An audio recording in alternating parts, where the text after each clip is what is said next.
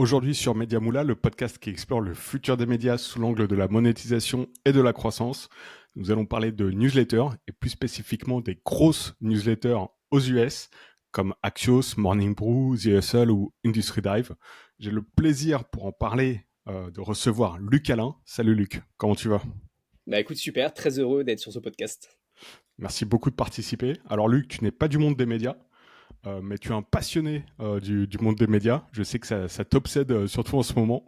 Enfin, si tu fais du média parce que tu as quand même un podcast, tu as une newsletter qu'on présentera un peu plus tard dans l'épisode. Et justement, le dernier épisode de ton podcast avec Alexandre Bonhomme, qui anime également ton podcast, c'est un deep dive sur Axios. Donc tant que le sujet est chaud, je me suis dit je vais le capter.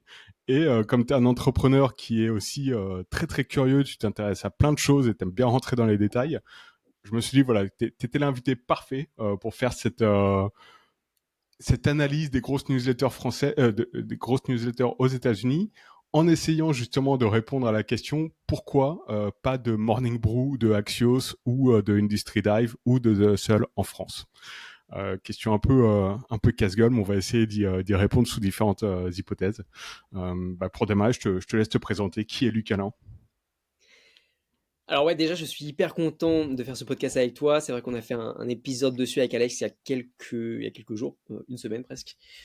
Parce que, alors que Axios existe finalement depuis 2017, moi je suis tombé dessus que très récemment et j'ai été totalement scotché par leur modèle, par leur rapidité, leur vitesse d'exécution, leur business model aussi qui vient totalement révolutionner ce qu'on avait l'habitude de voir dans les médias.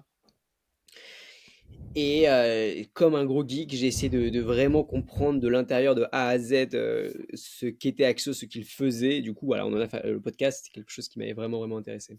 Alors, pour me présenter très rapidement, alors de base, moi, je m'étais lancé dans le monde de la startup il y a 5 ans, des applications mobiles qui n'avaient pas trop mal fonctionné, mais on faisait pas une thune.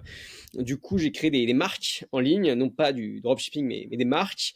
Trois types de marques d'ailleurs, dans les peignoirs, dans les pyjamas pilou-pilou, dans les vêtements aviateurs. Et ça avait très bien marché, on était full SEO pendant le confinement. Donc voilà, peignoir plus confinement plus hiver, ça avait pas trop mal marché. Et après, on a vendu ces trois marques et s'en est suivi quelques années où j'ai touché à beaucoup de choses avec beaucoup d'échecs. Après, je suis arrivé dans le Web 3, ça a bien, bien marché, que ce soit du consulting dans le Web 3, que ce soit la création de collections NFT, ou ma propre communauté d'ailleurs qui a vraiment pas trop mal fonctionné. Et puis après, il y a 1 an et quelques, on a créé avec Alexandre Bonhomme le podcast qui s'appelle The Next Big Shit. Et en fait, le but il est très simple, c'est de laisser parler notre curiosité et de parler de tendances émergentes, de marchés émergents, d'industries émergentes, qui dont personne ne parle, et on va tout simplement essayer d'imaginer des idées à lancer, ou alors de parler des acteurs qui y sont, et de se demander, ok, pourquoi est-ce qu'on n'a pas ça encore en France, comment est-ce que nous, on peut le développer, histoire de partager cette excitation un peu qui nous anime, Alex et moi, un maximum de personnes, pour si possible faire créer des vocations, et aussi, pourquoi pas, montrer qu'il y a d'autres voies que seul le business en ligne typique, basique, on peut beaucoup le voir sur le réseau, type Mhm. il faut créer une agence, type il faut faire de l'affiliation, type dropshipping, type trading, type tout ça. Et, et voilà, tout Très simplement. bien, très clair. Alors, première partie de cet épisode, je te propose de faire ouais, de faire un aperçu de toutes les newsletters hors France qui, euh, qui sont qui ont tout un point commun en fait, c'est leur croissance particulièrement rapide, voire parfois vraiment surprenante et fulgurante, et d'essayer de comprendre combien ils ont d'abonnés, combien de cash ils génèrent, s'ils ont été revendus, combien, à qui, et vraiment de donner un aperçu général de tous ces business. Alors j'ai noté Axios, j'ai noté Morning Brew, j'ai noté Industry Dive, The Hustle, et quand même pour aller sur l'Europe, Crunch, pardon, qui vient de se lancer il n'y a pas très très longtemps en Allemagne. Tu veux commencer par laquelle? Choisis ta préférée. Alors moi alors c'est pas forcément ma préférée parce que je le connais pas vraiment, mais Morning Crush, pourquoi pas? Ok. Ne serait-ce que connaître un peu les datas, t'as dit que ça marchait pas trop mal, ils sont à combien Mhm. d'abonnés? Alors, malheureusement, il n'y a pas de chiffre d'affaires de dispo, mais il y a une croissance qui est rapide. J'avais noté 50 000 abonnés en moins d'un an Ok. depuis le lancement. Ils ont levé des fonds et les fonds vont être utilisés majoritairement pour faire de l'acquisition payante. Et ça, on en parlait d'ailleurs juste avant d'enregistrer le podcast. Ça semble quand même un thème récurrent dans toutes ces newsletters qui ont une croissance, comme on peut le constater dans toute la liste que j'ai donnée. Et création ouais, en 2023. Tu veux que je présente rapidement pour peut-être où tu veux le Ouais, faire. savoir comment ils ont levé des fonds, je sais pas, et combien ils ont levé des fonds, pardon, surtout. Ouais, alors ça, j'ai pas l'info. J'ai Ok. pas l'info malheureusement. Ce que je peux dire par contre sur Morning Crunch, c'est qu'il s'inspire clairement de Morning Brew. Il se le cache pas, déjà dans le nom. Mais même, on peut lire des interviews, alors soit en allemand, soit en anglais sur Internet. On peut trouver. Je mettrai des liens. Ce sont deux jeunes fondateurs, cofondateurs qui ont lancé ça. Et l'idée, c'est qu'ils attaquent différentes niches. Ils ont Morning Auto, Morning VC, donc pour tout ce qui est investissement, Morning AI, Morning IMO, etc. C'est pas une newsletter et on vous donne toute l'actu business, tech en général. Ils ont vraiment décidé de segmenter dès le lancement. Et ça, c'est quelque chose qu'on constate généralement. Morning Brew, on va en parler après, mais ils se sont lancés avec juste Morning Brew et ensuite ils ont lancé d'autres newsletters. Donc ça me paraissait intéressant. Euh, Qu'est-ce qui t'interroge, toi? T'as eu le temps de regarder un peu Morning Crunch déjà? Très très rapidement, très très rapidement. En fait, moi, ce qui m'a interrogé, c'était de. J'ai regardé le marché des newsletters aux États-Unis. Mhm, On a tous vu des The Hustle qui se sont vendus 27 millions, des Morning Brew qui s'est vendu 75 millions et qui se rapproche des 100 millions d'euros de chiffre d'affaires annuel, des Axios du coup qui s'est vendu 500 millions. Mais il y a aussi The Skim, mhm, il y a 1440, il y en a beaucoup de ce style. Et mon questionnement, c'est de me dire, ok, est-ce que si on réplique la même chose en France, est-ce que le marché est le même en termes mhm, de potentiel de monétisation et d'argent généré? Et du coup, après, je me suis dit, est-ce que finalement le game, c'est pas un game européen et pas juste français? Et c'est pour ça que j'étais tombé sur Morning Crush mhm, parce que j'avais regardé s'il y avait des trucs comme ça qui existaient en espagnol, en italien, mhm, en portugais et aussi en allemand. Bah, honnêtement, j'en sais rien parce qu'il n'y a aucun modèle en France qui, pour l'instant, a fait ses preuves. Enfin, il n'y a aucune boîte en France qui, pour l'instant, a fait ses preuves sur ce modèle. Par contre, ce que j'ai vu, c'est que des médias juste sur le marché français qui génèrent des sommes supérieures à du Morning Brew, du The Hustle, du Axios, bah ça existe. mhm. J'avais vu un truc. À ton avis, combien est-ce que génère tous les ans le média Sud-Ouest? Je crois que c'est Sud-Ouest. Ouais.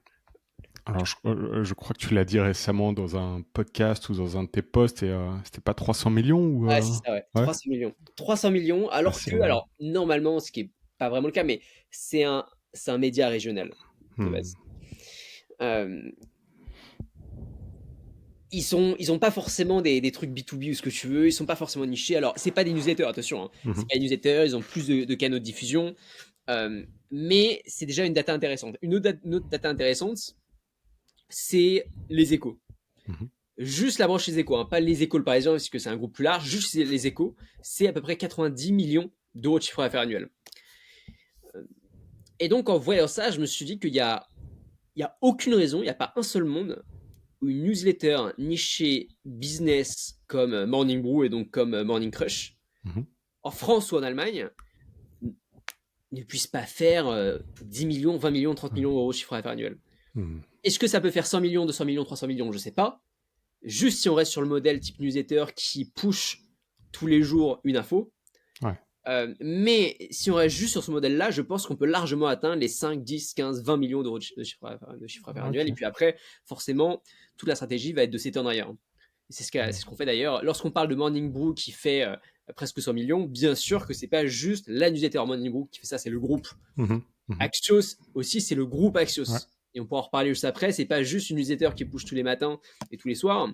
Ça va être des newsletters B2B. Ça va être des newsletters aussi qui vont être locales. Ça va être aussi un SaaS. Ça va être aussi de la formation. Ça va être des newsletters qui vont être payantes. Ça va être de l'agence. Donc c'est un tout qui arrive à créer ce type de schéma. Mhm. Donc voilà ce que je pourrais te dire sur Morning Crush. Je pense que le modèle, même si j'ai pas vraiment creusé, en Allemagne, bah voilà, un modèle comme ça pourrait largement atteindre les 10, 20, 30 millions d'euros Mhm. de chiffre d'affaires annuel avec des coûts qui, je pense, devraient être assez faibles, puisque à partir du moment où tu as tes abonnés, bah forcément, tu as les coûts d'acquisition qui vont te prendre 90% de tes coûts, hein, mais à part ça, bon bah voilà, tu envoies une newsletter, c'est le même effort quand. Enfin, Hmm. t'envoies une newsletter à une personne, c'est le même effort quand il y a une Ah, newsletter à 1 million de personnes. Après, la question que j'ai quand même, c'est est-ce qu'en France, on peut créer une newsletter business à plus de 1 million de lecteurs, à plus de hmm. 1 million d'abonnés? Ouais. Ça, je sais pas. On va essayer d'y répondre effectivement un peu plus tard dans le podcast sur l'aspect français francophone. Euh, Là, on a cité donc pas mal de grosses newsletters aux US. Elles ont chacune leurs spécificités, chacune leur cible, chacune leur audience, mais quand même le point commun, c'est ce sont des business qui sont massifs, récents, plutôt récents, et qui ont connu un scale assez phénoménal. Et effectivement, comme je disais, j'ai l'impression qu'elles se lancent toutes avec une newsletter assez généraliste, et qu'ensuite, pour des problèmes certainement de segmentation et potentiellement des demandes des annonceurs, ils ont tendance à lancer des sous-versions de la newsletter. Par exemple, Morning Brew qui a lancé CFO Brew pour la finance, HR Brew pour les RH, etc., etc. Donc ça, c'est un phénomène qui se réplique et qui est intéressant. On peut aussi distinguer les newsletters de curation versus les newsletters éditoriales. Par exemple, il me semble que Morning Crunch, ils font plutôt de la curation, c'est-à-dire qu'ils vont chercher tous les articles super intéressants dans un domaine précis. Donc, prenons l'exemple immobilier. Ils vont faire un petit paragraphe pour expliquer pourquoi ils ont choisi cet article, mais ils vont rediriger vers un autre site qui n'est pas le leur.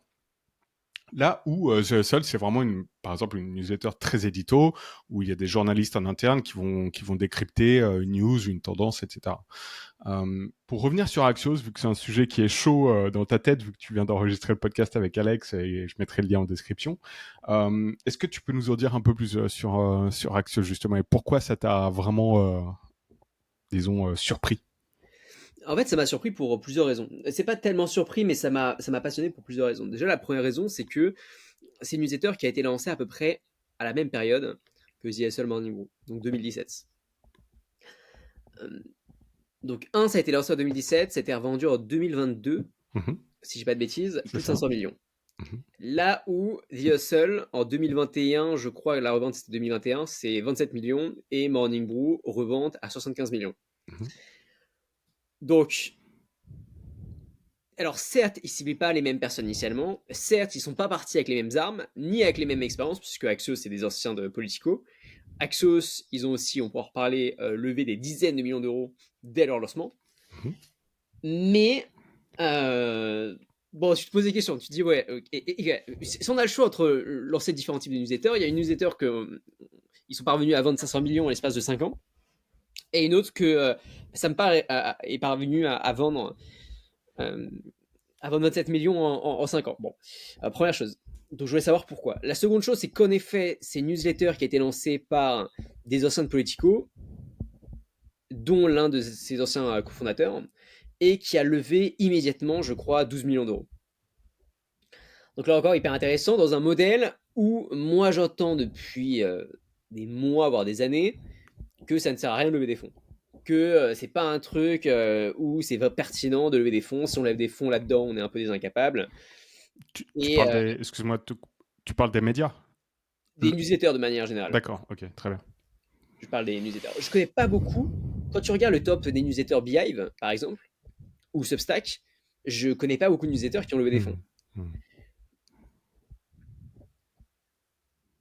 Ou alors, je connais pas beaucoup de newsletters qui lèvent des fonds et qui l'assument totalement. Parce que hmm. un truc que j'ai appris, c'est que Morning Brew et The Hustle semblent avoir, au tout début, levé un peu d'argent. Alors, je sais pas si c'est vraiment dilutif ou pas, mais il semblerait qu'ils aient levé un peu d'argent. Ensuite, l'autre point avec Axios qui m'a vachement impressionné, c'est le business model. Je sais que c'est un sujet, et vous en parlez tout le temps sur le podcast, pour le coup, de OK, concrètement, la monétisation, comment on fait. c'est à peu près les mêmes méthodes qui arrivent à chaque fois. On a du sponsoring, on a de l'affiliation, on a quelquefois des agences, et ça s'arrête un peu à ça, quoi. Quelquefois, on a des paywalls avec contenu payant. C'est ce que font d'ailleurs la majorité des médias, type Les Échos, enfin, tout ce genre de médias-là. Et c'est tout. Et Axios, ils sont arrivés avec un modèle qui était quand même assez nouveau. Avec le SaaS, Axios HQ, qui en fait est un SaaS que je trouve hyper malin, qui tout simplement permet aux boîtes de, je crois, plus de 500 employés, de fluidifier, de simplifier la communication interne. En se basant sur le modèle d'Axios qui est de dire, ok, regardez, nos newsletters, elles sont hyper concises, on va droit au but, on arrive à condenser l'information importante en des paragraphes qui sont hyper clairs, bah on va faire en sorte que votre communication interne ressemble à notre format de newsletter. Et ça semble bien fonctionner. Je crois qu'ils ont dépassé les 20 millions de ARR juste sur ce produit-là. Et en plus, ce qui est hyper intéressant avec ça, c'est que non seulement ça leur fait de la rémunération en plus, mais en plus, ça leur permet d'avoir une valorisation qui est totalement différente des médias classiques. Une valorisation tech, ouais. Ça, c'est hyper intelligent. Ouais. Et là, d'un coup, on n'est pas sur une valorisation à x2, même certaines fois, certains médias, c'est x1, x1 la valorisation. Donc, on n'est pas sur une valo à x1, x2, x3. Là, on est sur du x5, x6, x7 de valorisation. Mais est-ce que tu penses que dans la tête des cofondateurs, ils se sont dit, faut qu'on fasse justement ce move, juste on saupoudre un peu de tech et derrière, comme ça, on a une valo tech et on se revend à une valorisation de tech, ou est-ce que derrière, il y avait vraiment une volonté de proposer quelque chose de nouveau? Ça, j'ai pas réussi à trouver vraiment de... Non, mais moi, je pense que c'est un tout. C'est-à-dire qu'il y avait cette nouveauté de dire, ok, parce qu'en fait, c'est des anciens journalistes. Hein. Enfin, je veux dire, c'est des anciens de Politico, donc toutes les problématiques des médias, les problématiques de monétisation, ils les connaissent. Ouais, ils connaissent à fond, ouais. Donc, ils se sont dit, ok, on a ça, on push tous les jours, c'est de la qualité, on a un format qui est nouveau, qu'est-ce qu'on fait pour le développer? Et ils ont testé plein de choses. Hein. Ouais. Axios HQ, donc c'est le SaaS, mais derrière, on a des formations dont le prix est absolument délirant. Je vous laisse aller regarder sur le site internet. Hein. Axios HQ, ils forment vos équipes à créer des modèles similaires. Alors qu'à mon avis, ChatGPT pourrait le faire très bien, mais bon, je crois que c'est 10 000 € la session de formation. Hein. Truc totalement fou. Ils ont la partie agence, bien sûr, consulting. On va regarder si vos newsletters sont. Hein.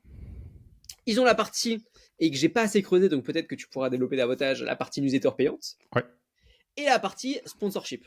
Et là, d'un coup, bam, ils ont compris un truc que j'ai l'impression qu'en France, on a du mal à capter.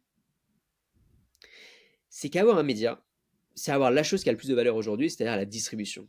Et avoir un média qui parle à des personnes qui sont soit avec un haut niveau d'éducation, soit avec un haut niveau de responsabilité, soit avec un haut niveau de revenu, bah en fait, t'en fais ce que tu veux. Eux, ils ont fait un SaaS, ils ont fait de la formation, ils ont fait de l'agence, ils ont fait de la news encore plus pertinente, payante, ils ont fait de la sponsorship haut de gamme. Et limite, j'ai envie de te dire, il reste un dernier truc. Je me demande quand est-ce que ça va arriver en France et ailleurs. Un incubateur.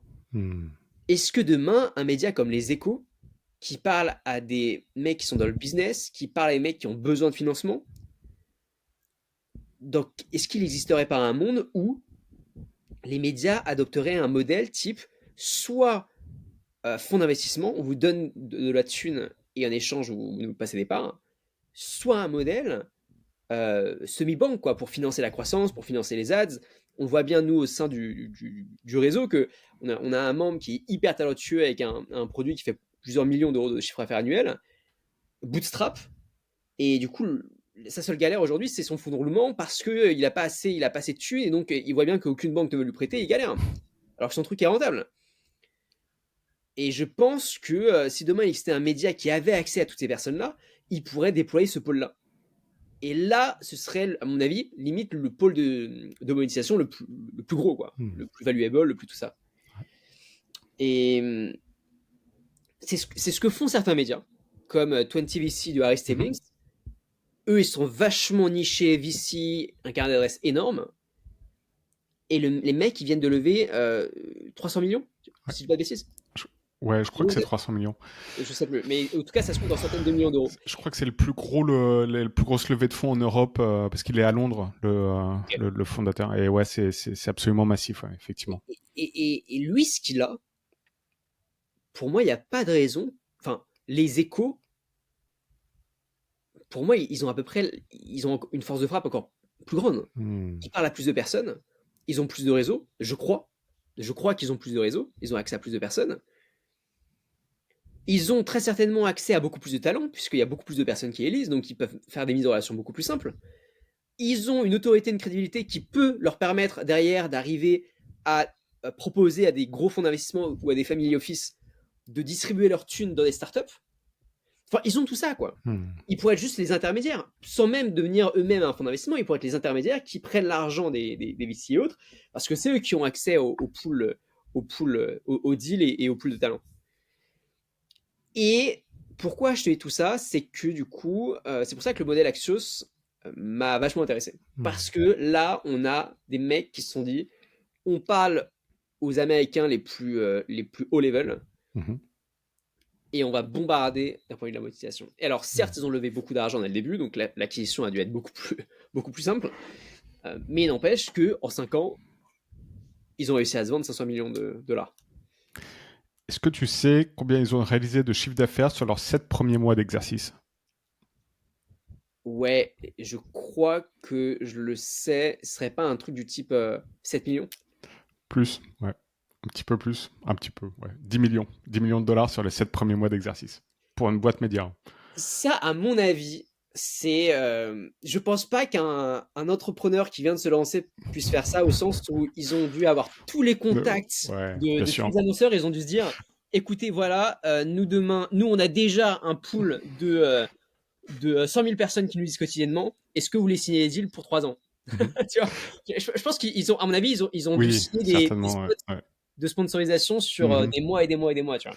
Sachant qu'ils se sont lancés avec juste une newsletter du matin, EM, et une newsletter du soir, je crois, PM, et ça balançait de l'info. En gros, Axios, on va le rappeler, c'est des newsletters pour du B2B, mais ils abordent également la politique, donc c'est vraiment plutôt orienté business, mais général. Et ensuite, ils sont un peu nichés, ils ont des Axios, tu demandais au niveau des newsletters payantes, ils ont Axios Pro pour aller go deeper, comme ils disent, c'est un peu leur marque de fabrique et c'est 599 $ l'abonnement par an pour la newsletter pro. Une newsletter pro, sachant qu'ils en ont plusieurs, ils facturent 2499 par an pour toutes. Donc là, quand je parle de facturation, c'est toi, tu veux t'abonner, tu payes ça. Et ça, juste ce service, ça a fait 2 millions de dollars de CA en 2022. Ouais, c'est hyper intéressant. Est-ce que tu sais si on peut. Enfin, je veux dire, est-ce que les newsletters professionnels, les newsletters B2B sont toutes payantes ou alors si il y a la partie gratuite et puis après il y a vraiment des deep dives payants? Il y a une partie gratuite, effectivement, que tu peux accéder. Et ensuite, si tu veux plus d'infos et plus de contenu, effectivement, il faut payer. Mais ils ont également des newsletters gratuites. Et ce qui est passionnant, c'est que tu parlais de diversification. Ils ont aussi lancé Axios Local. Donc, je suis à Boston, je suis à Atlanta, je suis à New York, etc. Je reçois qu'est-ce qui se passe en termes de business dans ma zone géographique. Là où beaucoup de médias se cassent la gueule sur le local, c'est pas facile.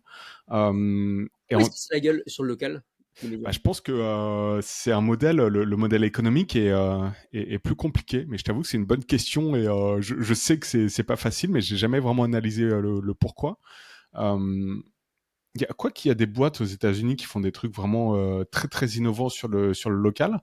Mais en France, est-ce que tu connais toi des newsletters locales qui ont réussi à scaler pour couvrir tout l'hexagone Sud-Ouest, ouais. Ouais, ouais, c'est vrai. Mm. Mais Le ils ont des, Parisien, tu vois. Enfin, ils sont Ouais, vraiment. mais là, tu parles de médias plus généralistes. Bien Ouais. sûr. Mm. Euh, mais oui, effectivement, ce sont des bons exemples aussi. Autre chose assez pour le fun fact, le créateur, un des fondateurs d'Axios, a fait son livre qui explique comment communiquer de manière plus efficace. Donc, c'est toute la promesse d'Axios. Donc, ça, c'est assez marrant de voir un média qui peut faire un livre comme ça. Ils ont un TV show aussi, donc une série sur Ok. Prime. Donc, ils sont vraiment, comme tu dis, ils bombardent la monétisation et ils Ah, la série? sont. Pardon? C'est sur quoi la série qu'ils ont créée? C'est sûr, le business, ils font des analyses de business via cette série. Je sais pas si ça fonctionne ou pas, je sais pas du tout où ça en est, je t'avoue. Mais c'est intéressant de voir ça. Mais effectivement, le gros du cash Axios, c'est quand même leur SaaS, leur formation. Et là où ils se différencient beaucoup, c'est leur format, ce qu'ils appellent Smart Brevity. C'est en gros, je suis sous l'eau, j'ai la tête dans le guidon, je suis un CEO, j'ai besoin d'avoir mon info qui est très condensée chaque matin et bim, ils te la fournissent avec des bullet points, avec des pourquoi c'est important, etc. En fait, pour moi, ça, c'est le TikTok. C'est le format TikTok, mais pour les adultes. Hmm. Avant, tu avais 36 000 articles très longs, certaines fois chiants, ou du moins il fallait vraiment avoir un haut niveau de concentration. Et ça, en fait, tu as ton shoot de dopamine, parce que généralement, c'est les petites actus quand même qui nous font du bien d'un point de dopamine, condensées avec quelques petites datas qui vont te permettre d'en parler à droite et à gauche, pour avoir l'impression d'être le plus malin de la pièce. Mhm. Euh, et donc, finalement, je ne sais pas à quel point c'est vraiment puissant d'un point de vue pour les lecteurs. Je pense que c'est de la. Est-ce que ce serait pas de la fake connaissance, tu vois, finalement. Hmm. C'est, je crois avoir compris quelque chose, avoir appris quelque chose, alors qu'en fait, c'est de l'info tellement condensée que je vais tout oublier demain. Ouais, je pense que ça s'adresse à une cible très qui a besoin justement de se condenser d'infos. Après, effectivement, est-ce que ils auront l'impression de savoir ou est-ce qu'ils auront vraiment acquis le savoir? Ça, c'est une autre question. Mais je sais pas, moi ça me parle en tout cas. Toi, t'es pas trop preneur de ce genre de d'infos très condensées? Ah si, si, je suis très très Si. preneur. Je suis très preneur. Mais est-ce que je m'en souviens dans 3 jours? Je sais pas. Mais si Je vois ce que j'adore. tu veux dire. Ouais. J'adore lire ça. C'est beaucoup plus simple à lire, c'est beaucoup plus agréable. Ouais. Tu as l'impression d'avoir un récap en quelques minutes, Mhm. mais t'oublies tout aussi vite, je trouve. Ouais. Ok, intéressant. Bah écoute, on va passer peut-être à la prochaine newsletter. Ouais, Morning Brew, ça te chauffe? let's go. Ok, très bien. Tu veux présenter Morning Brew? Alors, Morning Brew. Morning Brew, je crois que c'était 2014 de base. Ils sont focus full-time en 2016. D'après ce que j'ai vu récemment, ils auraient levé un peu d'argent en 2016. À vérifier. Très grosse croissance, surtout à partir de 2018-2019. Je crois qu'ils sont passés de 100 000 lecteurs à 1 million. Euh, et même au niveau de leurs revenus, je crois qu'entre 2018 et 2019, ils sont passés de 3-4 millions à plus de 10 millions d'euros Mhm. de chiffre d'affaires. Donc une très très grosse croissance à ce niveau-là. D'ailleurs, ce serait intéressant d'arriver à timer aussi le lancement de leur média B2B pour voir à quel point, à quoi est-ce que était dû Hmm. la croissance de leur CA. Est-ce que c'était uniquement dû à la croissance de leur nombre d'abonnés, ce qui est très certainement. Mais à quel point est-ce que la croissance. Pardon, à quel point est-ce que le fait de se diversifier en B2B leur a vraiment permis de passer de 0 à 10 d'un point de vue de revenu. Au niveau de la monétisation, ils sont un peu moins diversifiés que Axios.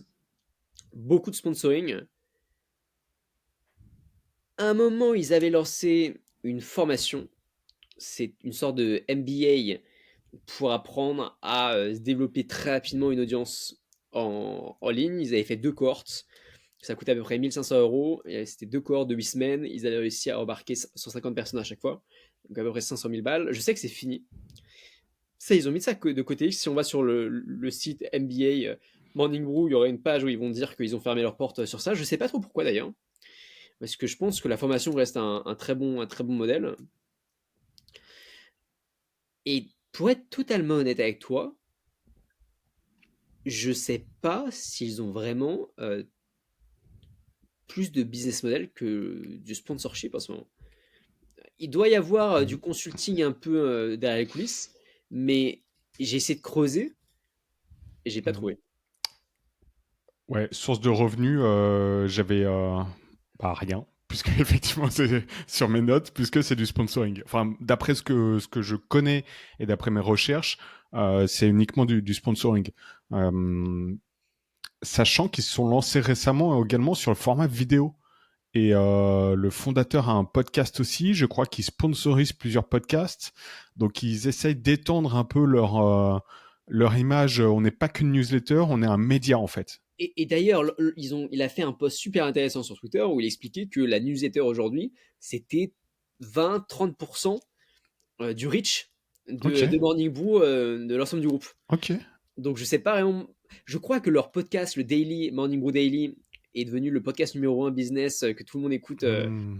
euh, d'un point de vue de l'actualité business, pardon. Donc il est vachement écouté. Je sais que sur les réseaux, ils ont plusieurs millions d'abonnés sur Instagram, juste sur leur compte Morning Brew. Euh, c'est vrai que ça m'étonne quand même, là en le disant, mais c'est ce que Alex Lieberman et Austin Riff avaient dit dans. En fait, ils ont officialisé la création de Morning Brew Ouais, Inc., qui est vraiment la structure qui vient chapeauter l'ensemble de leurs médias. Et c'est là où ils ont un peu expliqué que de base c'était une newsletter, après ils ont développé la vidéo, et qu'aujourd'hui la newsletter était une petite partie finalement du reach qu'ils arrivaient à obtenir. très cool. Ça, je j'étais pas au courant, ça. Effectivement, je conseille à tous les éditeurs qui s'intéressent à ces business de suivre les fondateurs ou vraiment les top level de ces business parce qu'ils partagent de manière assez transparente, enfin, ce qu'ils veulent bien partager, bien évidemment, mais soit sur Twitter, soit sur LinkedIn, et on peut avoir comme ça quelques pépites parfois. Et les commentaires aussi sur LinkedIn sont généralement assez fascinants parce que ce sont des gens dans l'industrie, donc ça permet vraiment de se projeter. Euh, ouais, aujourd'hui, Morning Brew, ils ont 15 newsletters environ. Ils ont 4 millions d'abonnés. Et ils ont effectivement les newsletters un peu généralistes, donc sur l'actu business en général. Et ensuite, ils ont des newsletters ce qu'ils appellent B2B, vraiment comme je disais tout à l'heure, sur ressources humaines, sur le marketing, etc. etc. Et comme on disait juste avant d'enregistrer le podcast, en fait, pour moi, Morning Brew, c'est pas tellement une boîte média, c'est plus une boîte d'arbitrage, dans le sens où ils ont bombardé en ad, pour reprendre ton expression. À mon avis, hein, la façon dont je vois les choses, ils ont vraiment dépensé un max en ads pour faire de l'acquisition donc payante, donc typiquement sur Meta. Donc en gros, soyez le professionnel le mieux informé de votre industrie, bim, tu arrives sur leur landing page, tu t'inscris. Et derrière, ils se disent, OK, ça nous coûte 1 € de recruter un profil intéressant pour notre newsletter, un abonné. Derrière, cet abonné, on va pouvoir lui proposer telles annonces, telles annonces, telles annonces tous les jours. Ça nous rapporte tant. Et ensuite, ils font des calculs et ils se disent, bon, bah voilà, c'est mon business model. Donc, si tu veux, le contenu, ça sert à pousser le business, à le remplir et à garder les gens. Mais à la base, pour moi, Morning Brew, typiquement, est ce genre de boîte qui se lance. Il y en a beaucoup qui se sont lancés également dans l'IA. Il y a énormément de newsletters spécialisés qui se sont lancés sur le même principe. C'est de l'arbitrage au tout début. Et je pense que c'est là où, en fait, on s'interrogeait un peu sur les levées de fonds de ces boîtes.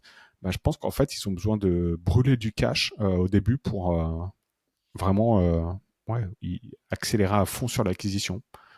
Et tu vois, est-ce que finalement il n'y aurait pas un game à faire en France? Parce que, alors, dis-moi si je dis n'importe quoi, mais j'ai l'impression que le game des newsletters d'actu, c'est souvent winners take all presque. Parce que Hmm. à la fin de la journée, l'entrepreneur ou le chef d'entreprise, il va pas lire 36 000 newsletters dont la promesse c'est toute l'actu business et tech. Il va en lire une, il va en lire deux, peut-être trois, mais il va surtout se dire ok, je vais en lire une et puis après je vais prendre dans un truc plus niché, peut-être qui m'intéresse Hmm. davantage, le marketing, voilà, la finance. Mais je pense que il y a quand même, c'est le game de l'attention. Et est-ce que finalement, il faudrait pas arriver et dire en France, j'entends, ok, j'ai besoin de 10 millions, ok, parce que le but, c'est qu'il n'y a pas un seul professionnel en France qui ne lise pas ma newsletter, et je vais créer une marque tellement forte que je vais choper la plupart du marché, et que la plupart du marché ne vont lire que moi. Hmm. Peut-être, je sais pas. Ouais. Non, je comprends ton raisonnement. Tu es en train d'expliquer qu'en fait, ouais, faut une marque et le fait de lever des fonds et d'y aller à fond sur l'acquisition payante, ça permet en gros de court-circuiter les autres qui vivotent un peu ou qui ont une croissance stable, mais pas forcément folle. pour dire bah non, en fait, la newsletter à suivre sur l'actu business, c'est celle-ci, quoi. Ouais, c'est très intéressant. J'avais jamais vu le truc comme ça, parce qu'effectivement, je pense qu'il y a beaucoup de gens qui sont inscrits à plein de newsletters et qui regardent un peu à droite à gauche, ouvrent, parcours, scannent, tu vois. Mais effectivement, si tu arrives à créer une marque forte, c'est peut-être là où le jeu se joue, effectivement. Là, on parle plus des newsletters, effectivement. C'est pas, en fait, c'est dur de les qualifier parce que c'est pas du B2C, c'est pas du B2B, c'est un peu entre les deux, quoi. Tu, tu vois, c'est comme The Hustle. Tu définis comment la cible, en fait? C'est soit des jeunes professionnels, soit des mecs qui sont plutôt attirés par le domaine du business, de l'entrepreneuriat. C'est du B2C qualifié. Mhm. C'est-à-dire que ça va être soit des chefs d'entreprise, soit des entrepreneurs, soit des professionnels qui veulent peut-être devenir entrepreneurs, des curieux. Et en fait, c'est ça qui est intéressant, c'est que le contenu de Morning Brew et de The Hustle est quand même vachement différent. The Hustle, t'as beaucoup plus de petites pépites type tendance qui émerge, Mhm. data intéressante. Morning Brew, t'as quand même. Et d'ailleurs, je vais revenir sur ça juste après, mais d'ailleurs, Austin Riff a dit que c'était peut-être une erreur de leur part, ça de base. Mais Morning Brew, c'est beaucoup plus large. Même s'ils disent qu'on est une newsletter business, lorsque tu regardes leur truc, bon, bah, ils parlent. Là, ils ont parlé récemment de la Syrie. Ils ont parlé. C'est intéressant, bien sûr, mais c'est large. Et d'ailleurs, c'est intéressant parce que dans un podcast de My First Million avec Austin Riff et Sam Parr, Austin Riff disait que euh, The Hustle était mieux positionné qu'eux pour atteindre le milliard. Parce que The Hustle était beaucoup plus niché B2B, là au Morning Brew c'était plus large, et donc beaucoup plus compliqué Mhm. de convaincre des annonceurs de dépenser de l'argent. Je crois que eux ils étaient à peu près à 50 euros de CPM pour Morning Brew. Il y a moyen que The Hustle soit un peu plus élevé. Un D'accord. peu plus élevé. Donc, quelle était la question déjà? C'était sur pourquoi on a fait le point avec The Hustle, je sais plus. Je sais plus. C'est un peu, on a fait une petite sortie de piste. C'était sur Le ah fait, oui, ah, le fait que ça soit une audience, ouais, l'audience. pour moi, du Morning Brew, c'est vraiment c'est B2C. D'accord. The Hustle, on est plus quand même, on a de la data, on a des idées, on a des tendances qui émergent. Hmm. Bon, les deux pour moi c'est du B2C, mais il y en Mhm. a un, à mon D'accord. avis, je prends le pari que le CPM de The Hustle était plus élevé que le Plus CPM élevé. pour Morning Brew. Mhm. Alors, petit récap sur The Hustle pour les personnes qui ne connaissent pas. Donc, effectivement, Luc, tu viens d'expliquer la cible. Création en 2015 par Sampar, 2,5 millions d'abonnés. Chiffre d'affaires, alors j'ai juste en 2019, j'ai trouvé une info qui disait The Hustle génère un chiffre d'affaires mensuel d'environ 1 à 2 millions de dollars, donc par mois. Donc, revenu annuel entre 12 et 24 millions de dollars, ce qui est assez large, pas très précis. Et c'était plus bas, hein. Je crois que Plus pendant bas. la rencontre, ils n'étaient pas encore à 20 millions. Ok. Et en 2021, revente ou achat par HubSpot, donc un SaaS, pour un montant estimé de 27 millions de dollars. Ce qui me Ils paraît, avaient... Ouais, ce qui me paraît pas tellement élevé d'ailleurs. ouais. Alors, élevé Alors, pour le fondateur, parce qu'à mon avis, il avait quand même pas mal de parts. Il ah était non, un peu mais solo. je crois qu'il avait plus de 70% des parts de la Mhm. boîte. Mais ouais, ça me paraît pas tellement élevé. Ils Hmm. ont x2 sur ça. Ouais, peut-être qu'il avait des intéressements après sur le développement du business, je sais pas. C'est effectivement le deal n'était pas non plus, on n'a pas eu accès à trop d'infos. Euh, et source de revenus, donc pub, sponsor. Également, ils avaient un service premium qui facturait 299 dollars par an. Ça Trends. s'appelait Trends. Est-ce que c'est toujours actif? Non, c'est mort. D'accord. J'étais client de Trends. Ok. J'étais client de Trends il y a un an et quelques. Et c'est pour la petite histoire, un mois après, ils l'ont fermé. Ils m'ont remboursé, totalement. Et quelles étaient les raisons derrière la fermeture? Est-ce qu'ils expliquaient dans l'email ou? Ouais, en fait, bon, ils avaient déjà. Alors, Trends, qu'est-ce que c'était? C'était une communauté, plus des rapports hebdomadaires sur les nouvelles tendances qui émergent. Mhm. Donc, tu vois déjà, je me suis quand même pas mal inspiré d'eux. Mhm. Sur Zenith Big Sheet, je me suis quand même pas mal inspiré d'eux sur ça. Euh, le truc, c'est que c'est HubSpot qui les a achetés. et HubSpot n'en avait rien à faire de trends qui leur Mmh. généraient 2-3 millions par an. Mmh. Eux, ce qu'ils voulaient, c'était avoir une infinité de leads gratuits pour pousser vers HubSpot, point final. Mmh. Et en fait, je pense que c'est juste une histoire le mot m'échappe, d'optimisation de la gestion humaine, optimisation des dépenses, optimisation des coûts, focus. Et ils se Mmh. sont dit, OK, trends, on oublie. Et d'ailleurs, initialement, la fermeture s'est fait en 2 étapes. La première étape, c'était on rend Trends gratuit, mais on ferme la communauté. Donc la D'accord. communauté a été fermée et les rapports ont continué à sortir.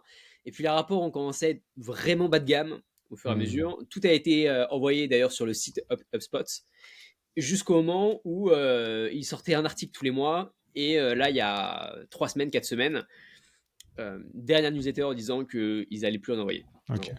très bien. Avant de passer à la question que tout le monde se pose, donc pourquoi pas de business similaire en France et comment éventuellement?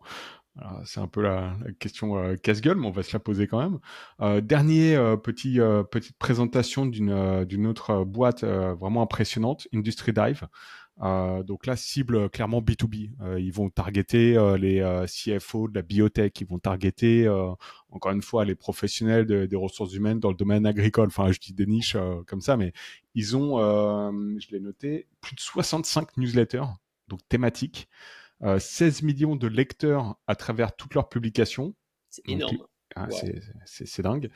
Et en 2020, ils généraient 80 millions de dollars de revenus avec une marge bénéficiaire d'environ 30%.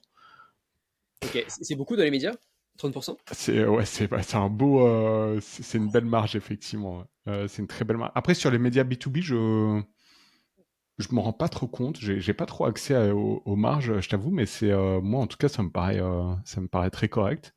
Euh, Moi, ça me paraît assez peu, 89 millions de revenus, alors qu'ils ont 16 millions de lecteurs aussi nichés. alors c'était en 2020. Ok, ok, ok. Création en 2012, donc effectivement croissance moins fulgurante que Axios, mais une revente en 2022 par Informa, donc une grosse boîte également médias, événementiel, etc., pour 389 millions de dollars en cash. Donc pourquoi ce succès? Quelle est ton analyse? Alors, je connais pas du tout assez bien Industry D'accord. Dive, malheureusement. Est-ce que est-ce que tu as des informations sur les fondateurs, Ouais. sur parce que du coup 2012, ils sont vendus quelle année? En 2022. Ok, ok, ok. Donc 10 ans. Ok. Combien de fondateurs, tu sais ou pas? Je crois qu'ils étaient 3 ou 4. Ok. Et il y en a un qui est assez public, qui a participé à pas mal de podcasts. Et c'est un. D'ailleurs, je t'avais donné un rapport que j'avais créé juste pour poser mes idées parce que je trouvais le business vraiment super intéressant. Et d'après ce que j'ai analysé, c'est que Industry Dive, ils ont eu une capacité industrielle à déployer ce qui marchait sur les prochains secteurs. Ils ont démarré avec cinq thématiques. Donc, disons la finance, les ressources humaines, l'immobilier, l'auto et, je sais pas, n'importe, le retail. Ils ont analysé ce qui fonctionnait. Dès qu'ils avaient un truc qui fonctionnait, ils cherchaient pas, ils répliquaient sur une autre industrie. Et en fait, ils ont eu cette capacité et certainement des process vraiment pour industrialiser la chose, à tel point qu'ils ne se sont même pas pris la tête au niveau des marques. C'est-à-dire qu'ils ont Industry Dive, bah, ils ont Banking Dive, ils ont HR Dive, ils ont etc., etc., etc. Et ensuite, en tant que professionnel, si imagine tu travailles plus dans le domaine des banques et que demain tu vas dans le retail, bah tu te dis ah bah tiens Industry Dive ils ont pas l'équivalent pour pour mon prochain poste quoi. Donc là c'est assez clever comme ça, assez smart de trouver des ponts entre les différentes newsletters. Et également, j'avais écouté dans une interview l'une des clés du succès de Industry Dive, c'est qu'ils étaient très très très focus aussi sur quel secteur ils vont choisir. Ils n'ont pas lancé au hasard. Ils cherchaient des secteurs où il y a des changements radicaux et brutaux dans les régulations, les normes, peut-être les industries où il y a beaucoup beaucoup d'investissements, beaucoup de levées de fonds. Et donc ça leur assure une audience qui est captive et surtout, surtout, très important, des annonceurs qui cherchent à cibler cette audience. Parce que tu as beau avoir une newsletter avec des millions d'abonnés, Si derrière personne veut communiquer auprès de cette base d'abonnés, bah, ton business il vaut que dalle quoi. Donc là où ils ont mixé cette bonne capacité à déployer de manière industrielle, tout en ayant une force d'identification qui apparemment a très bien marché. Je suis sûr qu'il y a eu plein de ratés, mais ils les ont certainement écartés aussi vite qu'ils les ont lancés. Tu sais comment ils ont grossi à 16 millions? Parce qu'il n'y a aucune pub Facebook qu'ils ont fait, donc je Ouais, sais pas. Non. je sais pas du tout. Est-ce qu'ils ont racheté des leads auprès de d'autres boîtes? Parce que là encore, on est vraiment sur une cible différente de Morning Brew, seul, etc. Ouais, Je vraiment là. pense pas que tu vas. Si tu peux aller sur Meta, mais peut-être sur LinkedIn, je sais pas. Bonne question. Et tu connais leur business model ou pas? Du sponsor. Je crois qu'ils font des événements, ils font pas mal de livres blancs aussi. Donc, en gros, télécharger le livre blanc et puis après, ça fait du lead qualifié pour les boîtes B2B. Est-ce qu'ils font de l'événement ils font pas mal de visio aussi, de webinaires. Voilà, de webinaires pro qui peuvent soit servir de lead magnet, donc capter encore une fois des prospects pour leurs annonceurs, soit peut-être des webinaires payants. Mais leur business model, c'est clairement le, le, le- les annonces payantes, ouais, Tu sponsor. vois, je trouve que c'est une bonne idée parce que plein de fois, la problématique, pour en parler à pas mal de personnes dans le B2B, à chaque fois, la problématique, c'était OK, comment est-ce que je cible toutes ces personnes? C'est des décideurs qui sont très spécifiques. Et l'une des idées que je donnais, qui marchait pas trop mal pour un bon ami à moi qui est incubé chez Founder, c'est d'organiser une sorte de dîner à Paris, de réunir tous les CFO d'Europe, dire OK, quoi qu'il arrive, j'ai un dîner tous les mois là, vous pouvez venir, c'est gratuit, voilà. Et puis d'être le sponsor officiel. Mais c'est vrai qu'un modèle de newsletter, où quoi qu'il arrive, on parle à ces personnes, et ensuite de dire tous les mois, il y a un webinaire où on va vraiment creuser, c'est gratuit, vous pouvez venir, on va creuser cette chose-là pour que vous puissiez vous former, et avoir un sponsorship, enfin avoir un annonceur qui vient le faire payer bonbon, Hmm. c'est hyper intéressant. Est-ce que tu connais, je sais que pour du Morning Brew The Hustle, le CPM est à peu près à 50 euros. Mhm. Pour une Industry Dive, tu crois qu'il est à combien le CPM? Il serait à 250 plus? Je pense facile sur certains secteurs comme la finance, ouais, largement. Largement. 250? C'est Ouais, énorme. je pense. Enfin, je sais pas, j'ai pas envie de dire de bêtises en même temps. Faudrait que je regarde, je regarde et je mettrai en description si j'arrive à trouver ces éléments. Mais bon, les bases sont plus petites. Hein. Chacune des bases, effectivement, est plus petite qu'un Morning Brew ou un The Hustle. Mais ils Ah, ont bien quand même sûr. 65 news, donc ça fait du volume. Euh, et derrière, ouais. Non, je regarderai. Je Je regarderai crois qu'un effectivement. un marketing brew, il est à 100 000 abonnés. 100 Ok. 000 likers. Donc, si on part du principe qu'il y a 50 000 de CPM, ils ont 50% de taux Hmm. d'ouverture, et qu'on dit que marketing brew, c'est peut-être un peu plus large que Hmm. du retail, donc on va dire 150 de Mhm. CPM. Mhm. Je sais pas à quel point c'est pertinent. Oh, ouais, faudrait que j'ai pas envie de m'avancer là-dessus. Faudrait que je regarde effectivement parce que aux États-Unis, j'ai aucune, j'ai pas de données là-dessus, mais je pense qu'on peut trouver. On peut trouver ou faire Ça fait du plus ou moins 7500. des estimations. Ouais. On passe sur la partie, Let's go, let's go, let's go. la partie française. On a noté des initiatives. Hein. Est-ce que toi, de ton côté, tu as vu des choses qui se passent en France qui potentiellement ressemblent à toutes les newsletters que l'on vient de citer?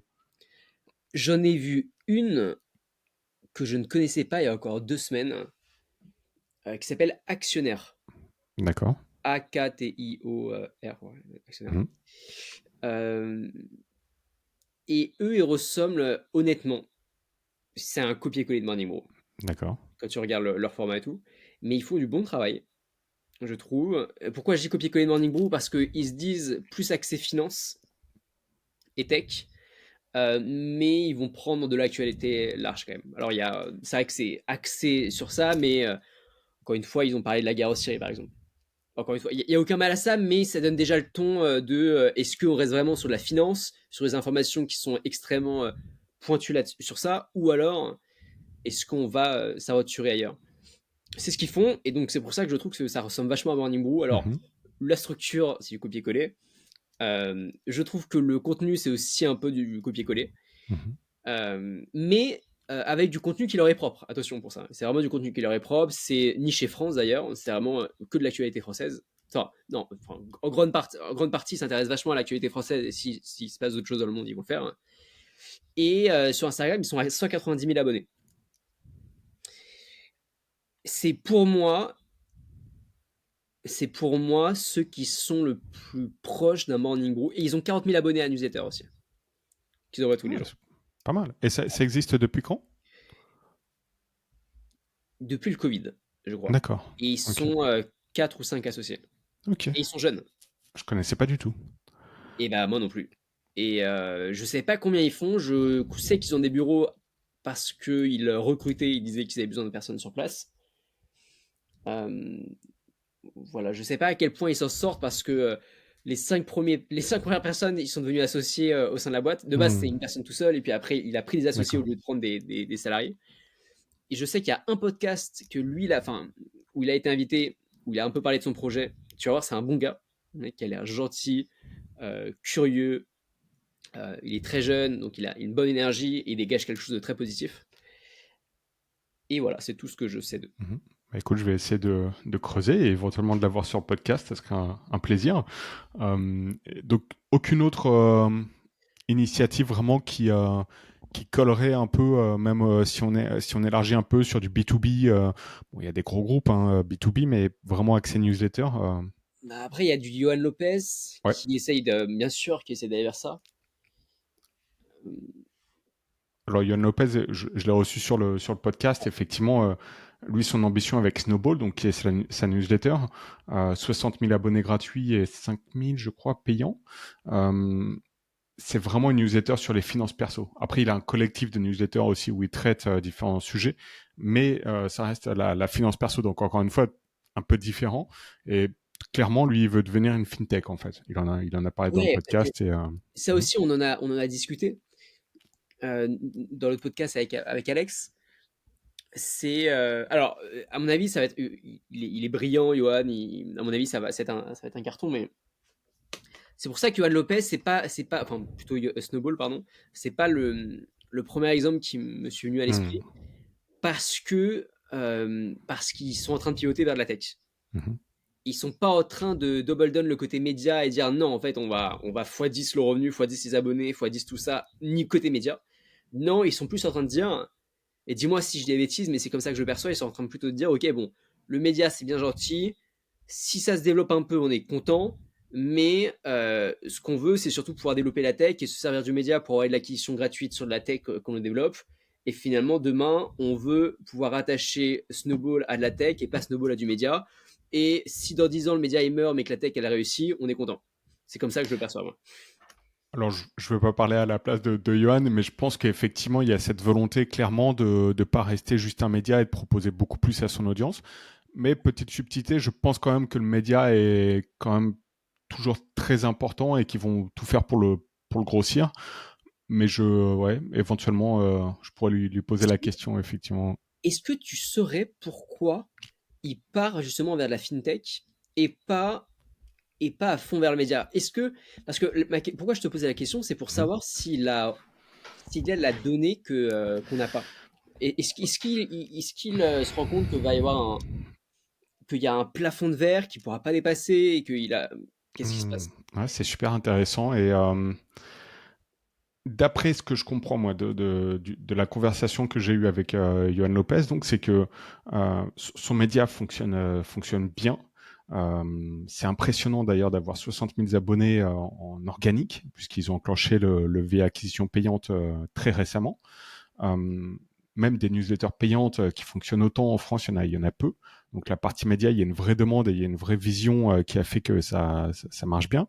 Maintenant, sur la partie abonnement, ça stagne, et il le dit lui-même, il est très transparent sur tous ces chiffres. Par contre, c'est vrai que sur la partie sponsor, il a des très très beaux résultats. Et il fait pas du sponsor depuis très très longtemps non plus. Je crois pas qu'il l'ait fait dès le début. Donc là, il pourrait effectivement dire, bah ok, on y va à fond sur le sponsor, on enclenche et on fait de l'arbitrage encore une fois, on recrute. Il le fait pas parce que je pense qu'en fait, Johan, il a vraiment cette vision. Et encore une fois, j'espère ne pas dire conneries et je parle pas à sa place, mais d'après moi, mon ressenti, c'est qu'il a vraiment cette vision de vouloir démocratiser l'accès aux finances personnelles Et tu sens vraiment que c'est un fondateur il fait pas juste ça pour le business, quoi. Enfin, c'est pas des beaux discours. J'ai vraiment l'impression qu'il a envie d'aller plus loin que le simple média et qu'il a capté un truc et il se dit ok, le média ça aide, c'est cool, mais en plus si on peut proposer des outils pour vraiment aider les gens dans leurs finances personnelles, c'est là peut-être où il aura un gros impact. Après, voilà, encore une fois, je peux pas rentrer trop plus dans les détails, mais moi c'est l'impression que j'en avais après notre échange. Ok, ouais. Ok, ok, intéressant. Ce qui est super louable, hein. Ce qui est super louable, parce qu'en gros, il a un truc qui cartonne et il prend des risques, même il prend des risques de bouger de Substack pour lancer sa propre tech, pour envoyer des newsletters, etc. Ouais, Non, c'est clair. c'est un pari osé, mais effectivement, je vais suivre avec attention son Et, business, hein. et pourquoi il n'est pas parti sur un système.io qui permet d'avoir des contacts en illimité, d'envoyer en illimité, et ensuite un bon Stripe pour gérer les abonnements, tout simplement. Parce que je pense qu'il a des besoins très particuliers encore une fois, notamment dans le fait il a un collectif de newsletters avec différents créateurs. Ces créateurs sont rémunérés d'une certaine façon, etc. Donc là, en fait, il y a des choses qui manquent sur Substack et je pense que de bouger sur un autre système, ça aiderait pas non plus trop sur sa problématique ou ses problématiques qu'il tente de résoudre en interne. Je pense qu'il veut vraiment avoir le contrôle sur beaucoup de choses et il est limité avec les outils actuels. Ok, ok, très intéressant. On peut citer d'autres initiatives, mais qui ont toutes en fait positionnement plutôt actu général, finance perso ou politique, comme l'excellente newsletter Time to Sign Off, qui est là depuis des années, TTSO, Ristretto ou Brief.eco, que je devrais recevoir sur le podcast également l'année prochaine en 2025. Mais effectivement, il n'y a pas encore une fois, il y a à part actionnaire dont tu as parlé, il n'y a pas vraiment de choses qui se distinguent et qui pourraient être comparées aux États-Unis. Alors là, petit disclaimer aussi, hein, on n'est pas en train de dire que parce que ça cartonne aux États-Unis, il faut absolument copier-coller en France et que ça va cartonner en France. C'est beaucoup plus subtil que ça. Mais on peut se poser la question de pourquoi effectivement c'est pas encore arrivé en France. Il y a plusieurs hypothèses. Euh, toi, quel est même si on en a déjà un peu parlé, quelle est ton hypothèse numéro uno? Bah, honnêtement, euh, le premier argument serait de dire bah, la culture. Parce que The Hustle Morning Brew, c'est une culture très Gen Z. Euh, Ça va être des newsletters qui vont vraiment avoir un ton presque familier avec le lecteur. Et donc tu peux te dire, bon, c'est pas la même culture. Et puis après, tu vois Axios. Axios, c'est c'est du professionnel, c'est du sérieux. Il n'y a pas une seule raison qui explique qu'un Axios Rossel n'existe pas. Hmm. J'en vois aucune personnellement. À part peut-être que le marché n'est pas suffisamment grand, mais à la limite, Axios, ils font 100 millions. Bon, bah, un Axios Rossel, il offre à 10, tu vois. Mais Mhm. un offre à 10, s'il besoin de 50 millions, je pense que personne crache dessus. Et pourtant, ça n'existe pas encore. Donc, je pense juste que. En fait, on dit souvent que les États-Unis ont 10 ans d'avance par rapport à la France, et je trouvais que cette phrase c'était bidon. Mais dans l'industrie de la newsletter, bah c'est le cas, quoi. Hmm. Axios, c'est 2017. Morning Brew, c'est Ouais. 2014. On est en 2024, là. Mhm. Mhm. Il n'y a aucun Morning Brew ou The Hustle, qui sont quand même deux choses un peu différentes, mais Hmm. qui ont 200 000, 300 000, 400 000, 500 000 abonnés en France. Hmm. Hypothèse numéro 2. Est-ce que c'est pas juste une question d'annonceurs qui sont frileux pour mettre du budget sur des news comme celle-ci? Est-ce que le Non, marché est assez mature en France? Tu vois, les annonceurs, tu vas les voir, ils disent bah ouais, moi j'ai mon méta, je fais du sponsor sur des médias déjà, newsletter, ouais, t'es gentil avec tes 100 000 abonnés, mais honnêtement, non, parce que déjà de un, je pense qu'il est possible d'aller voir des boîtes qui sont soit européennes, soit américaines et leur dire Mhm. est-ce que vous voulez toucher un marché français? Ok, je vous explique, let's go. Alors peut-être que la barrière à l'entrée pour faire ça est plus compliquée, mais je pense que c'est possible. De deux, il y a de plus en plus de boîtes qui commencent à comprendre que les newsletters ça marche pas trop mal, les fintechs françaises, et qui commencent à investir. On peut le voir avec Snowball, on peut le voir avec aussi la newsletter, très bonne newsletter de Guillaume, le plongeoir, Ah oui, le plongeoir, où ouais, très lui, cool. il est aussi booké, semble-t-il, d'après ce qu'il dit, pendant plusieurs mois. Donc ça, j'y crois pas trop. Et troisième argument, c'est que punaise, il n'y a pas que le sponsorship. Et Axios l'a Hmm. vachement bien démontré. Le média, ça permet d'avoir de la visibilité. Derrière, on peut avoir n'importe quel type de produit à partir du moment où ça leur parle. Et donc, même si dans le monde où il n'y avait aucun sponsor qui voulait nous payer, bah à nous de créer des produits. Et Hmm. honnêtement, c'est un peu ce que nous, on a fait avec The Next Big Shits. Mhm. Et avec du coup la partie réseau. On n'a eu aucun sponsor. Alors la newsletter est toute petite encore, on a 2800 abonnés. Donc c'est aussi pour ça qu'on n'a aucun sponsor. Mais depuis le début, on est rentable parce qu'on a créé notre propre produit. Alors, est-ce que ça peut vraiment être fait à l'échelle? Bah, peut-être. Hmm. Honnêtement, je te donne un exemple tout bête. Aujourd'hui, nous, on convertit à peu près 0,2% des lecteurs sur le réseau. Imaginons que on paye 2 euros le lead. Aujourd'hui, le lead, on le paye entre 1 euro et 1,5 €. Mais imaginons qu'on le paye 2 euros. Pour avoir 200 000 abonnés, ça fait 400 000 Mhm. euros à sortir. Mais si on a 200 000 abonnés et que 0,2% pardon, achètent le réseau, ça fait 400 personnes et donc 1 200 000 euros de chiffre d'affaires. Mhm. Donc, je veux dire, si on reste sur ces calculs-là, c'est pas aussi simple, hein, bien sûr. Ah ouais, Ce serait inconscient de raisonner uniquement comme ça, mais euh, pourquoi j'ai ça? C'est parce que je ne pense pas que ce soit juste une question il manque d'accord. d'annonceurs potentiels. Hmm. Intéressant, intéressant comme point de vue. Et effectivement, on se sent un peu presque frustré sur le fait que les médias n'innovent pas assez sur cet aspect diversification des revenus. C'est quelque chose que je tente de décrypter sur le podcast, mais je crois qu'en fait, ils sont tellement.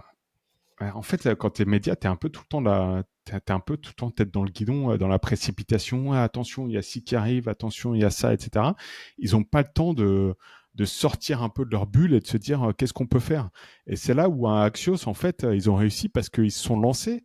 Ils sont super récents. Tu vois, ils avaient pas d'historique, donc ils avaient entre guillemets rien à perdre, à part l'argent de leurs investisseurs, bien entendu. Mais enfin, tu vois, la logique, c'est de se dire on va faire différemment dès le début. Tu vois, on n'a pas besoin de faire un reset ou quoi que ce soit. Alors que là où un média qui est déjà créé, qui a déjà des équipes, qui a déjà des process, qui a déjà un business model, lui dire ouais pourquoi tu n'innoves pas, bah ouais t'es gentil, mais en fait c'est comme si demain tu vas voir un boulanger et que tu lui dis bah pourquoi tu fais pas boucherie quoi. Enfin tu vois c'est un peu la même chose. Donc c'est très très compliqué pour les médias de. Il y en a qui le font brillamment, mais je crois que tu vois, ça serait un peu trop donneur de leçons de se dire, bah, c'est simple, regardez Axios, tu vois. C'est là où c'est compliqué. Et moi, parfois, je tombe là-dedans aussi, donc je. Bah, je pense que tu as raison à fond. Et dans tous les cas, tous ces médias-là, ils font des dizaines de millions d'euros, voire des centaines de millions d'euros de chiffre d'affaires annuel. Donc, on n'a pas grand-chose à leur apprendre. Mais je pense que c'est aussi beaucoup de croyances de bah non, on peut pas. Hmm. Parce que, et à la fin de la journée, si demain. Enfin, Morning Brew, ils ont quand même, je pense, fait l'ombre à pas mal d'autres médias. Si le marché des médias aux États-Unis s'est vachement écroulé, bon, il y a quand même des médias qui ont réussi à tout exploser. Et donc c'est un peu finalement c'est un peu la tragédie du capitalisme. Mhm. C'est-à-dire qu'à partir du moment où on a une structure qui est grosse, qui est lente et qui a une jeune startup qui arrive, bah c'est dur d'y faire face parce qu'on va avoir des process qui vont être lourds ou alors parce qu'on va s'inventer des excuses. Sauf que derrière, peut-être que la jeune startup, elle va réussir à nous battre. Donc je Ouais. pense que tu as raison, mais qu'en même temps, ça devrait pas être une excuse des médias et qu'ils devraient dans ce cas-là, ils devraient peut-être dans ce cas-là se dire bon, euh, on est une grosse baleine, on va créer une petite équipe de 5 personnes, ils vont développer cette partie-là, on va leur filer un peu des sous, on va même leur filer des parts dans cette petite partie-là. Donc c'est une sorte d'incubation quoi, en interne. Et puis on va dire tester de partir sur cette direction-là. Je pense qu'ils peuvent aussi avoir ce genre d'initiative, et d'ailleurs très certainement qu'ils le font. Hmm. Très clair. Hypothèse 3 que j'avais notée également, c'est que le format newsletter est encore mal compris par le grand public. Quand on pense newsletter, on pense aux promotions que reçoit tu vois, dans sa boîte email et que personne n'ouvre, etc. Alors que là où aux États-Unis, la newsletter est vraiment un. Quand tu dis newsletter, c'est bon. Ils ont bien entendu les promotions également, mais ils ont également cet aspect très. Je vais recevoir de l'information de qualité, tu vois. On va pas essayer de me vendre quelque chose. Alors c'est de moins en moins vrai, surtout pour la nouvelle génération qui est habituée à s'inscrire à des newsletters. Mais je pense que pour le grand public, quand même, peut-être qu'on est un peu dans une bulle et on voit pas ça. Je suis pas sûr ça pour le coup. Je D'accord. pense que Mehdi, au sein du réseau est l'exemple Mhm. parfait. Hem, Quand tu vois les Viva Santé et toutes les newsletters grand public pour le coup, qui C'est se vrai. basent uniquement sur les newsletters en disant: «Vous allez recevoir une lettre d'information sur tel ou tel problème» et Hmm. qu'ils envoient des millions d'emails, tous les mois. Si c'est d'ailleurs des dizaines de millions d'emails, je dis des bêtises, hein, Mhm. des dizaines de millions d'emails tous les mois, des emails payants. Hem, je pense que le grand public finalement est assez familiarisé à ça, tu vois? Ok. Intéressant. Ouais. Ouais, effectivement. Effectivement. Donc toi, ta vision, juste avant de passer aux questions de face, si tu as encore 5 minutes, je sais que tu m'avais dit 1 heure, on est Ça va, déjà à ça 1h05, ça va, c'est t'inquiète. bon. Bon. Quelle est ta vision justement avec... parce que tu as parlé du réseau, tu as parlé de NBS, donc qui est un podcast et qui est une newsletter. Toi, tu as envie d'aller à fond sur la newsletter et de te dire, bah allez, c'est mon tour et j'essaye de faire le Morning Brew français avec NBS. Alors déjà, NBS, j'ai appris récemment que c'était une école. Donc il faut qu'on fasse attention au nom. Du coup, c'est vraiment The Next Big Shit. D'accord. On va peut-être très certainement d'ailleurs changer le nom de domaine. Euh, mais ouais, euh, écoute, moi j'ai bien envie de. On a beaucoup pivoté depuis 1 an. Mhm, Euh, Au début, on s'est dit. En fait, la newsletter est née d'un besoin de stratégie d'acquisition pour le réseau. mhm, Et au fur et à mesure, en plus, moi je te parle des médias depuis longtemps, je me suis rendu compte que ce qui me faisait le plus vibrer, bah finalement c'était plus ce domaine-là que créer une sorte de réseau social. Et puis aussi que axer uniquement sur le côté réseau social, bah pour l'instant j'ai échoué. donc, ceci amène cela. Je me suis dit, écoute, peut-être qu'il y a un monde où en fait, euh, où il y a un monde où le réseau, c'est une capacité de réunir des personnes qui lisent ou qui écoutent notre podcast, et donc des personnes qui ont à peu près le même système de valeurs. Attention, c'est pas les personnes qui se ressemblent, c'est les personnes qui ont le même système de valeurs, même niveau de curiosité, même envie d'apprendre, même envie de se dépasser, débloquer ses problématiques et de s'entraider. Et en fait, que c'est plus un outil de monétisation que le produit en lui-même. Enfin, que le business en lui-même. Donc, en étant arrivé à cette conclusion, je me suis dit, avec Alex d'ailleurs, eh ben, testons le média. Testons le média avec la monétisation qui viendrait du coup ça s'appelle de NBS Insider, de mhm. Next Insider, le truc. Et c'est l'objectif pour 2025. Donc là, ce qu'on fait, c'est qu'on essaye de pousser à fond les ads et d'aller plus sur un modèle à la The Hustle qu'un modèle à la Morning Brew. Mhm. Parce que, pour une raison tout bête, hein, je lis The Hustle, je ne lis pas Morning Brew. Très bien. Donc une question d'affinité en fait. Une question d'affinité. Tant dans la structure des news qu'ils amènent Mhm, que dans le type de contenu. Je trouve que The Hustle a à partir du moment où tu es curieux et que enfin, que tu es de nature curieuse, que tu es un entrepreneur, que tu es un décideur, ou alors que tu es un wannabe entrepreneur ou déjà un chef d'entreprise, tu as de la data, mhm. t'as des faits qui sont nouveaux, et tu as beaucoup moins le côté bien négativité que peuvent amener beaucoup de médias et peuvent d'ailleurs Morning Brew est un peu dessus sur des news qui peuvent être puisque ça va être des news grand public. Va y avoir certaines fois de l'actu, des faits divers, genre de choses. Voilà, personnellement, je sais pas, est-ce que tu lis Morning Brew toi ou pas? Non, je le scanne. Franchement, je l'ouvre, peut-être j'ouvre une édition ici de temps en temps pour voir un peu la structure de la newsletter, mais c'est plus en mode espionnage qu'en mode lecteur. Et est-ce que tu lis The Hustle? Non, pas trop. Ok. Je le lisais beaucoup avant et je sais pas pourquoi je me suis désabonné et je me suis pas réabonné Et depuis. est-ce que, du coup, tu t'étais abonné à Morning Brew et The Hustle en même temps ou pas? Avant The Hustle et ensuite Morning Brew. Ok, ok. Ouais. Et t'as plus lu The Hustle ou plus lu Morning Brew? Plus The Hustle. Ok. Mais en fait, moi, ça me fait délirer, surtout quand ça me part, il était encore là-bas, les tout premiers articles, etc., qu'il publiait, moi, Ah oui, ça ça me fait faisait. longtemps alors. Ah ouais, non, mais en fait, après, j'étais retombé sur les archives, etc., Ouais. mais il avait fait des posts qui étaient géniaux à l'époque, où il décrivait un business d'un mec qui faisait des livres sur Kindle, mais en je sais plus, enfin c'était un peu scam ce business et il avait testé lui-même, il avait tout documenté et c'était ça son contenu quoi. C'était absolument génial. Il avait reçu euh, une lettre d'avocat d'une maison d'édition et en fait il dévoilait tout quoi. Et moi ce genre de contenu je trouve ça génial tu vois. Donc c'est plus cette époque-là où je me dis ouais il avait quelque chose de spécial. Après effectivement je me suis peut-être désabonné du coup quand ils se sont fait racheter par HubSpot parce que je trouvais que je sais pas c'était pas la même chose quoi. Tu sais, c'est comme ce groupe indépendant que t'adores, de groupe musique indépendant que t'adores, et d'un coup ils explosent, et là tout le monde les connaît, tu te dis ah c'est plus cool, allez, je vais plus les écouter, tu vois. C'était un peu ça le. Je comprends totalement. Ouais. Bah écoute, on va suivre tes aventures sur The Next Big Shit, donc, du coup, pas NBS. Tu voudrais faire du sponsor également ou tu serais full monétisation avec le réseau privé?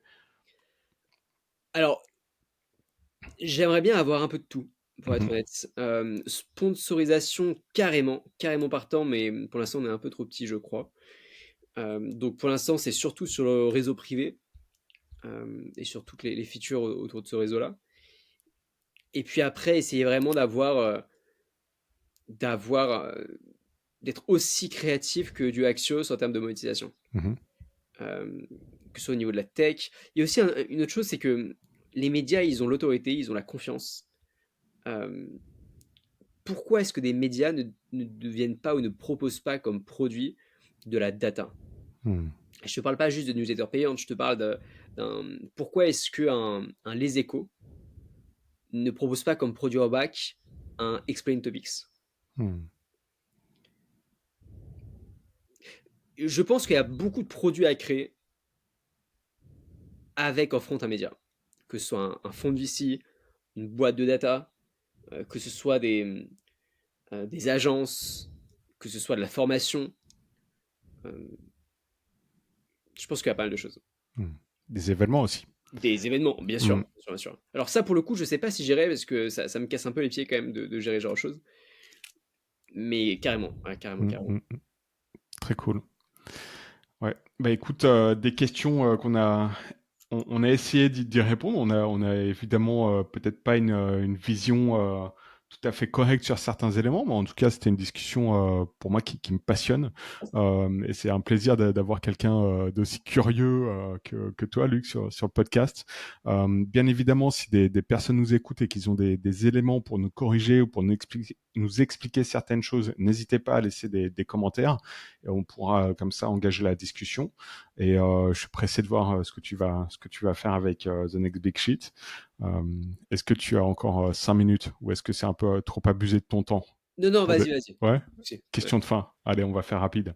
Quel est l'outil ou le service que tu rêves d'avoir pour ton boulot et qui n'existe pas encore? Et peut-être du coup pour ton boulot côté newsletter, pour rester dans le sujet.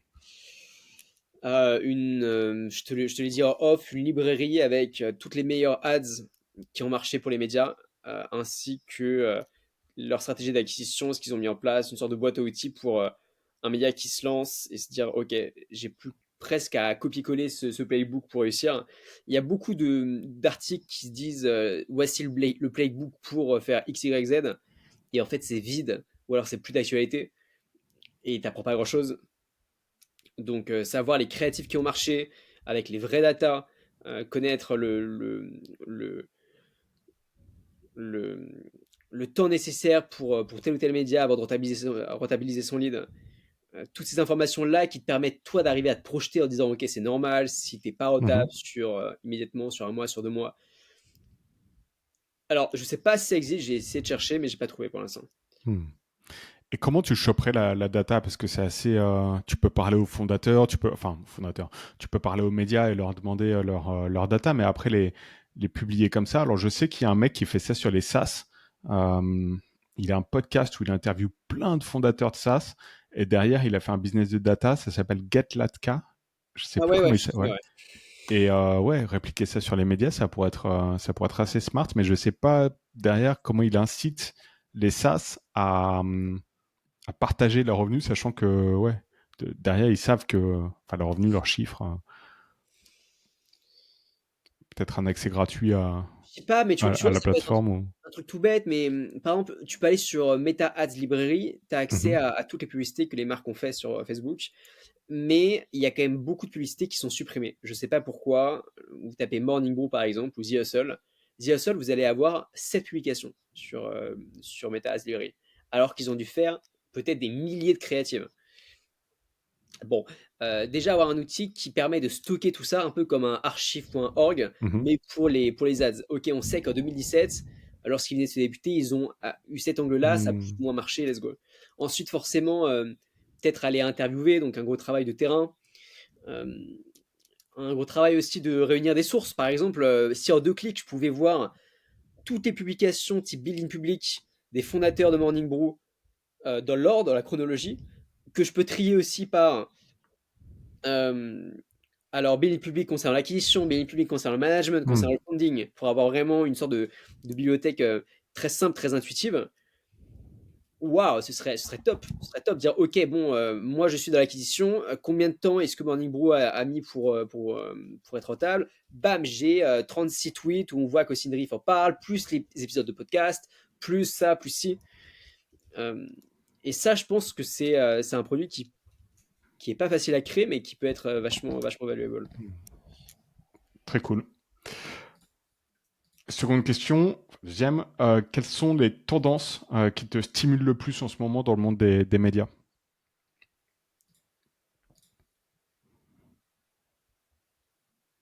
Euh, Peut-être le fait d'arriver à transformer les médias en appareils communautaires. Mhm. Morning Brew a réussi parce que tu rentres dans leur monde. La différence entre un Morning Brew, très certainement, et un Les Échos, c'est que Les Échos, euh, je suis pas sûr qu'il y ait une relation très forte Mhm. entre les lecteurs et la marque. Et c'est pour ça que je pense qu'ils sont.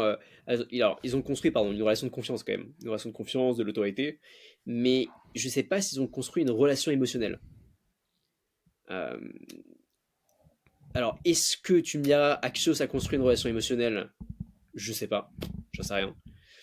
Mais je pense que l'une des forces, c'est vraiment de. Tu vois, Hugo Décrypte. Il y a des médias qui ont réussi à faire ça parce qu'ils ont rattaché ça à leur personal branding. Ouais. Ça peut être un danger d'ailleurs, je pense. Mhm. Je sais pas si Hugo Décrypte il pourra vendre sa boîte. Mhm. Je sais pas.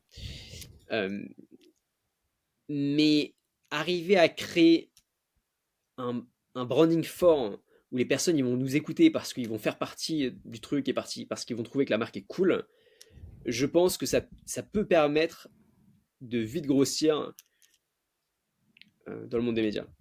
Très cool. Et quelles sont au contraire les choses qui t'inquiètent ou qui t'interrogent le plus dans cette industrie des médias? Bah en fait, pas grand chose, parce qu'avant je t'aurais dit, mais l'IA, mais du coup blabla, là plus du tout. En fait, pas grand chose parce que je me rends compte qu'aujourd'hui, ce qui a le plus de valeur, c'est avoir accès au trafic, avoir l'attention des gens et avoir de la data. Mhm. Et les médias, c'est les trois. Euh, on voudra toujours se documenter. Les médias, la plupart des médias vont être gratuits, les newsletters vont être gratuits, donc il n'y aura pas de souci avec ça, ils vont continuer à consommer. Euh, tu as l'attention des gens parce que tu maîtrises ce skill et parce que tu es présent partout, tu pas juste des emails. Tu es sur YouTube, tu es sur Instagram, tu es sur Twitter, tu es sur X, tu es sur... Bref, tu as tout ça. Et tu as de la data qui remonte parce que bah, non seulement il y a toutes les actus que tu as pu créer, euh, Mais il y a tous les sondages que tu peux faire dans tes newsletters, hein, où tu peux interroger tes personnes, tu peux créer des produits, tu peux toi-même créer ta propre data derrière et créer un produit derrière ça. Tu peux faire des deep dives. D'ailleurs, c'est aussi pour ça qu'il y a beaucoup de médias aujourd'hui dont le business model principal, c'est de vendre leur data Mhm. à des OpenAI, à des LLM de ce style. Et ils se font des centaines de millions comme ça. Mhm. Euh, et donc, je pense que les médias ont ces trois choses-là, et qu'avec ces trois choses, tu peux tout faire. Il y a peut-être un monde où demain, la média va pouvoir proposer un abonnement à 19-20 euros. Imagine demain si les échos proposent un abonnement à 20 euros et tu as accès à tous les CMS dont tu pourras avoir besoin. Une sorte de Odoo, tu vois. Odoo, 20 Mhm. euros, bam. Ils s'en foutent, puisqu'ils ont des millions d'emails gratuits, des millions de leads gratos. Donc ils peuvent arriver avec une offre, avec un produit très cool, bombarder sur ça. Ils écrasent toute la concurrence parce qu'ils ont un produit cool et un produit qui est absolument pas cher. Et ils ont aucun problème d'acquisition parce que tous les leads, ils les ont eu. Enfin, c'est des clients gratos, quoi. Mhm. Voilà, je pense que c'est fort. Quel est le média ou le groupe média qui t'inspire le plus?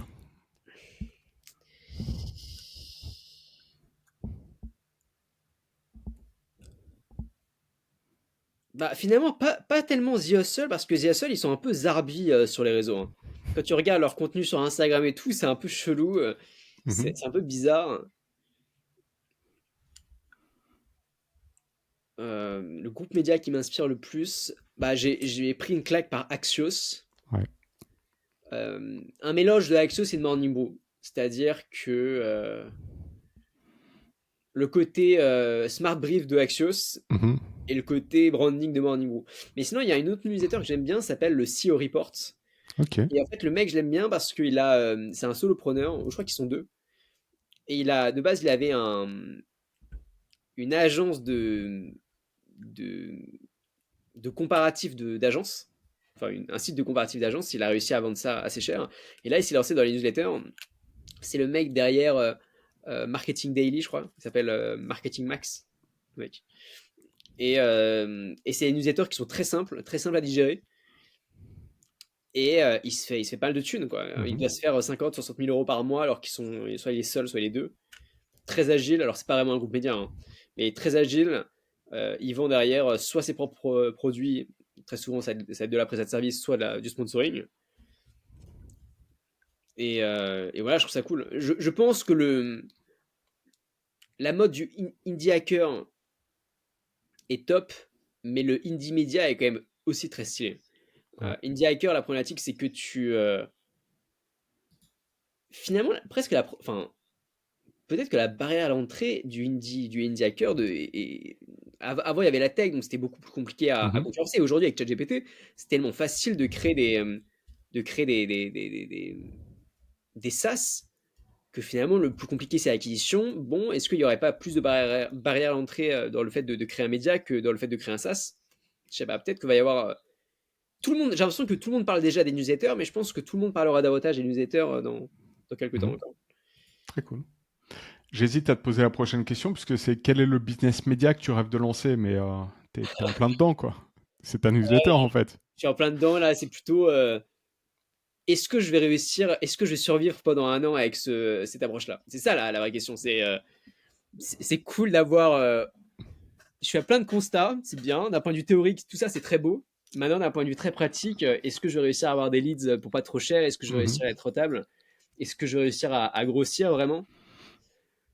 On fera le point, hein. Je croise les doigts. Je crois en toi. Je crois en toi. Je suis sûr que Merci. non, mais franchement, je dis pas ça juste comme ça. Je pense vraiment que tu as un produit qui est vraiment top. Autant le réseau dont je fais partie depuis quelques mois déjà, mais je suis aussi consommateur de la news et je l'ouvre pas parce que encore une fois, je sais que c'est toi qui l'as faite, parce qu'en fait j'ai un résumé de l'actu euh, très condensé en format bullet point. Et ça, j'adore en fait. Tu vois, j'ai pas besoin d'ouvrir 50 000 news pour me tenir au courant de ce qui se passe dans le domaine du business en général. Et il y a toujours deux, trois trucs, je me dis, ah tiens, ça c'est intéressant, faut que je mette de côté, etc. Et s'il y a aucun sujet qui m'intéresse, bah c'est pas grave parce que j'aurais perdu 30 secondes, tu vois, de scanner la newsletter. Donc vraiment, je trouve que ton format est top. Je mettrai le lien en description, mais je suis aussi bien évidemment super intéressé de voir comment tu vas la faire évoluer. J'ai vu quelques petits changements là récemment, au niveau plus format, etc. Donc au niveau édito, j'ai compris aussi que tu voulais peut-être rentrer un peu plus en profondeur sur certains sujets.